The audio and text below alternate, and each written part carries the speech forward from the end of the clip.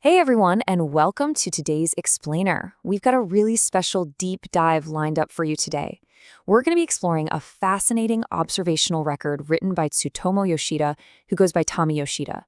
It's all about this unforgettable, honestly kind of magical evening he experienced in Takamatsu. We're going to look at human connection, the invisible bridges we build between each other, and how modern technology fits into all of that. We've got a lot of ground to cover, so let's just jump right in. Okay, let's dive into this. Have you ever wondered what actually happens when you put people who literally do not speak the same language at the exact same table? Our big question today is, why did five people who couldn't speak the same language connect so deeply? Like, how does true human connection actually happen across those impossible boundaries? Well, Tommy's record gives us the perfect case study to figure that out. Section 1. A mysterious encounter in Takamatsu. So picture this. You're in a bustling local izakaya. The air smells like grilled food, you can hear glasses clinking, and right there, a completely spontaneous gathering happens. And the mix of people is just wild. You've got Tommy Yoshida, a 68-year-old Japanese man, sitting with him is a 22-year-old guy from Korea and a 19-year-old university student from Taiwan. Then, to top it all off, you have a young Japanese street musician and his 22-year-old female fan. So that's three different nationalities and a massive 49-year age gap between the oldest and youngest person there. In a normal setting, you'd probably expect things to be a bit awkward, right? Maybe some polite, uncomfortable silence? But as Tommy noted, there was absolutely zero age barrier. 49 years apart, yet laughter just filled the air right from the get-go. Those numbers, the ages, the demographics, they meant absolutely nothing that night. Everyone was just naturally joking and laughing together. Tommy actually mentions that he rarely thinks about age when he talks to people. If someone's interesting, he just talks to them. And that incredibly open mindset really set the tone for the whole evening. Section 2. AI builds a language bridge. Now, you might be wondering, how on earth were they actually communicating? Well, they used a total patchwork of methods. A little bit of broken English, some fragmented Japanese, and of course, translation apps on their smartphones. Tommy even busted out ChatGPT to help explain some of the more complex local ingredients. Like, imagine trying to explain what burdock root is to a foreigner. They also relied heavily on just pointing, gesturing, and context. But Tommy makes a really profound point here. It wasn't about who used what app. It was about their shared, earnest desire to actually get their thoughts across to one another. The tools, they just kept the conversation moving. And all that effort led to some genuinely touching moments.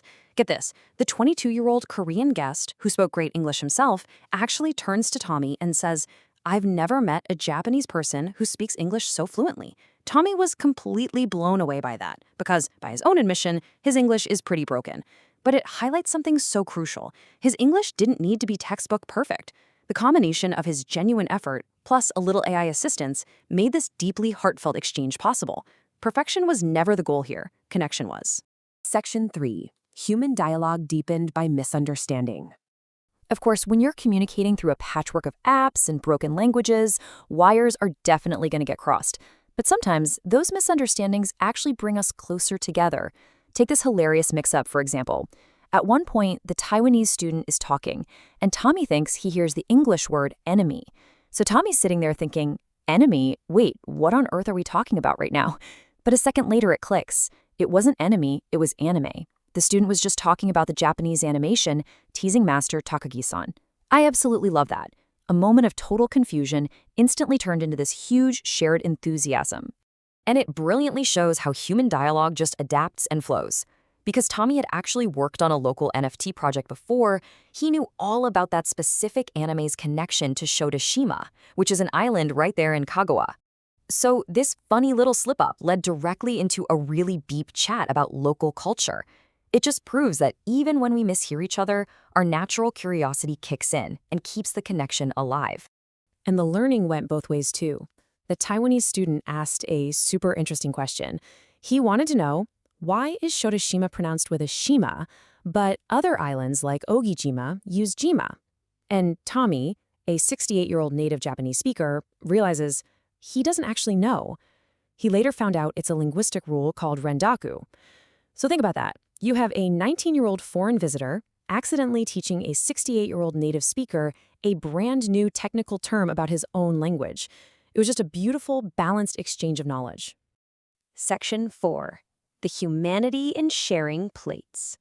But beyond words and apps, there's a universal language we all speak, right? Food. This was definitely the most sensory and grounding part of their night. Just imagine the warmth of that izakaya table. They're passing around plates of gyoza, nikodofu, which is this incredibly comforting meat and tofu stew, fried burdock root, and simmered eggplant.